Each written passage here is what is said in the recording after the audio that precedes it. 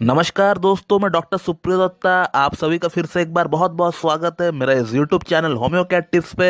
दोस्तों, आज हम लोग एक बहुत ही इंपॉर्टेंट दवा के बारे में बात करेंगे और ये दवा खास तौर से पुरुषों में यूज की जाने वाली एक बेहतरीन दवा है, जो कि पुरुषों में सेक्स संबंधित जो समस्याएं देखने को मिलता है वो सारी की सारी कंडीशन में इस दवा का बिल्कुल यूज किया जाना चाहिए। जिस दवा का नाम है सिलेनियम और उसका पूरा नाम है सिलेनियम मेटालिकम। लेकिन जैसे कि आप शायद जानते ही होंगे कि हर होम्योपैथिक मेडिसिन का कुछ सिम्टम्स होता है, कुछ लक्षण होता है और उसी सिम्टम्स के आधार पर ही इन दवाओं को प्रेस्क्राइब किया जाता है एक मरीज को। तो उसी सिम्टम्स के बारे में आज डिस्कस करेंगे। लेकिन उससे पहले आप सभी से निवेदन है कि अगर आप लोगों को मेरा वीडियो अच्छी लगती है तो एक लाइक जरूर कर दीजिएगा और साथ ही साथ मेरे चैनल को सब्सक्राइब कर दीजिएगा और बेल आइकन को दबाना बिल्कुल भी ना भूले। दोस्तों सिलेनियम जो दवा है ये एक एलिमेंट है और ये वो एलिमेंट है जिस एलिमेंट के बारे में हम लोगों ने बचपन में पीरियोडिक टेबल में पढ़ा है। उसी को पोटेंटाइज करके डायनामाइजेशन करके ये दवा बनाई जाती है और इस दवा का सबसे अच्छा असर मेल जेनाइटो यूरिनरी ऑर्गन पर पड़ते हुए देखा गया है। सेक्स रिलेटेड प्रॉब्लम हो या स्पर्मेटोरिया हो या फिर प्रोस्टेट से जुड़ी अगर कोई प्रॉब्लम हो,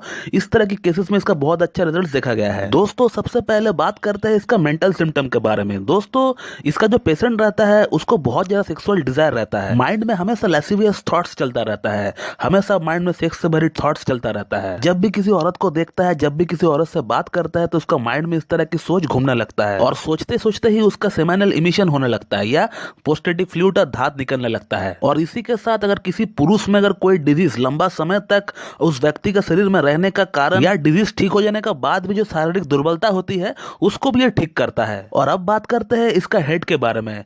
दोस्तों इसका जो बाल है वो झड़ने लगता है। सिर्फ सिर का बाल झड़ता है ऐसा नहीं, बल्कि शरीर में जहां जहां बाल है वो हर जगह का बाल झड़ता रहता है। सिर का बाल, चेस्ट रीजन का बाल, एब्डोमेन रीजन का बाल, आर्मपिट्स का बाल, इवन कि इसका आईब्रोस और आईलैशेस जो है वो भी झड़ने लगता है। इसीलिए सिलेनियम एलोपेशिया या एलोपेशिया एरेटा का भी एक बहुत ही अच्छी दवा है।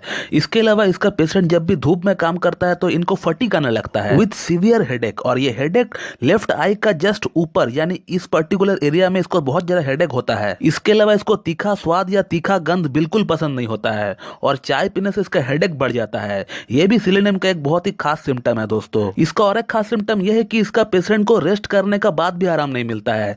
जैसे कि स्टेबिसिग्रा का पेशेंट है या फिर कैलाइडियम का पेशेंट है, इन लोगों को रेस्ट करने से आराम मिलता है, सोने से इन लोगों को रिफ्रेशमेंट मिलता है। लेकिन सिलेनियम का पेशेंट का इतना ज्यादा वीकनेस रहता है कि ये सोकर उठने का बाद भी वैसा का वैसा ही फील करता है, इसको थोड़ा भी रिलीफ नहीं मिलता है। दोस्तों इसके अलावा इन लोगों का गले की अगर बात करें तो इन लोगों को सूखी खांसी का शिकायत होता है और ये हॉकिंग करने पर एकदम व्हाइट कलर का म्यूकस निकलता है। ये दवा सिंगर के लिए भी बहुत ज्यादा यूजफुल होती है। जो लोग अपने गले का बहुत ज्यादा यूज करता है और एक्सेसिव यूज का कारण गले में एक होर्सनेस सी अगर आ गई है तो फिर उस कंडीशन में सिलेनियम को बिल्कुल यूज करना चाहिए। दोस्तों इसके अलावा इसका अगर स्टमक की बात करें तो इसको खाना खाने के बाद पल्पिटेशन होता है, पूरा बॉडी में ट्रिमर होने लगता है। इसको ऐसा फील होता है कि इसका हार्ट बीट जो है ये बढ़ गया है खाना खाने का बाद। इसी के साथ इसको शराब का लत बहुत ज्यादा रहता है, शराब पीना इसको बहुत ज्यादा पसंद रहता है। लेकिन ये स्मोकिंग नहीं करता है, स्मोकिंग करने से इसका प्रॉब्लम बढ़ जाता है। स्मोकिंग करने से इसको या तो खांसी आने लगता है या फिर इसको हिचकियां आने लगता है। और अब अगर इसका एब्डोमेन की बात करें तो इसको कॉन्स्टिपेशन का बहुत ज्यादा शिकायत रहता है। एकदम लार्ज हार्ड स्टूल होता है,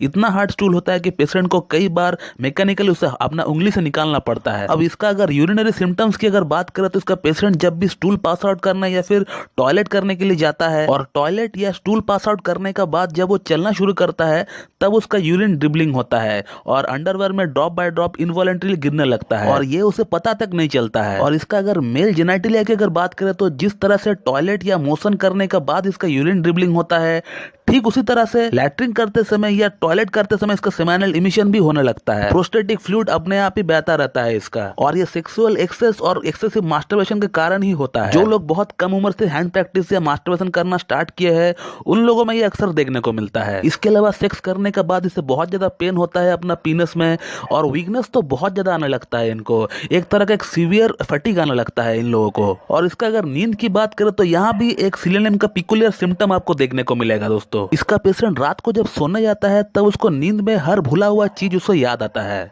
कोई भी चीज, कोई भी काम उसने दिन को नहीं किया है वो काम उसको रात में नींद को एकदम क्लियरली याद आता है कि उसने ये काम आज नहीं किया है। जब उसको याद आना चाहिए था उस काम को करने के लिए तब उसको याद नहीं आया, लेकिन जब उसको याद आना नहीं चाहिए था तब उसको याद आया।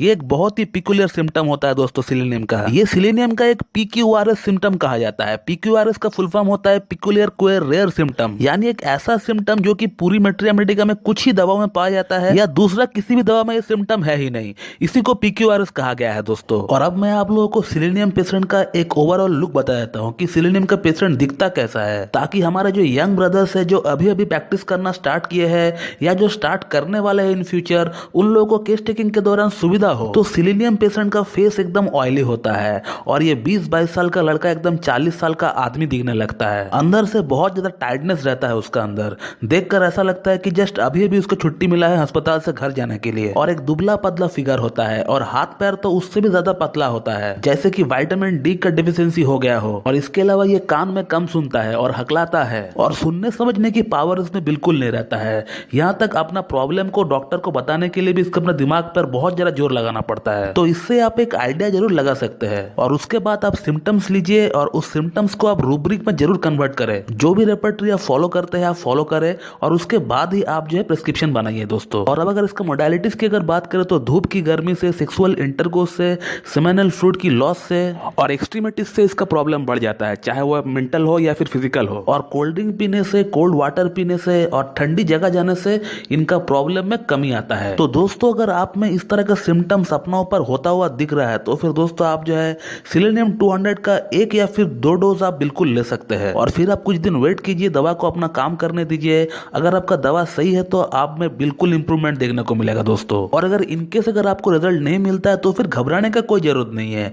आप एक काम कीजिए, आपका शहर में, आपका गांव में जो बेस्ट होम्योपैथ है आप उनसे एक बार जाकर मिलिए, उनसे अपना केस डिस्कस करवाइए। फिर वो जो आपको मेडिसिन देता है दोस्तों वो मेडिसिन आप फॉलो करें। मेरा आपसे 100% दावा है कि आपको बिल्कुल इंप्रूवमेंट देखने को मिलेगा। क्योंकि सेक्सुअल प्रॉब्लम की अगर 100% क्योर अगर किसी पैथी में है तो वो है होम्योपैथी। आप एलोपैथी के पास जाएंगे तो आपका हाथ में वाइग्रा या फिर सिल्डेनाफिल पकड़ा दिया जाएगा, जिसका आपका हेल्थ में एडवर्स साइड इफेक्ट पड़ता है दोस्तों। बट इस तरह का कोई भी साइड इफेक्ट होम्योपैथिक मेडिसिन में बिल्कुल नहीं होता है दोस्तों। लेकिन होम्योपैथिक मेडिसिन को ज्यादा रिपीट ना करें, क्योंकि होम्योपैथिक मेडिसिन को ज्यादा रिपीट करने से उस दवा का सिम्टम्स आपका अंदर आने लगता है। और इसीलिए मैं बार बार कहता हूं कि कोई भी दवा आपको लेना है तो आप डॉक्टर का गाइडेंस में ही ले दोस्तों। क्योंकि एक डॉक्टर को भली भांति पता रहता है कि आपको कितना पोटेंसी में देना है और कितना रिपीटेशन करना है उस मेडिसिन को। और पोटेंसी सही सेलेक्ट करना और रिपीटेशन एक बहुत बड़ा आर्ट होता है दोस्तों, एक बहुत बड़ा कला होता है होम्योपैथी में। ये वीडियो में नहीं बताया जा सकता है क्योंकि ये जो है एक्सपीरियंस से गैदर होता है। तो चलिए दोस्तों मैं इस वीडियो को यहीं पे एंड करता हूं। मैं उम्मीद करता हूं कि आप लोगों को मेरा ये वीडियो पसंद आएगी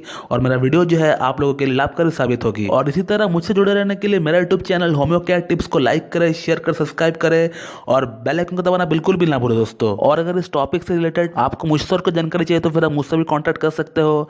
मैं मेरा व्हाट्सएप नंबर और ईमेल आईडी दोनों वीडियो को डिस्क्रिप्शन बॉक्स में दे दूंगा। So thank you very much and have a good day.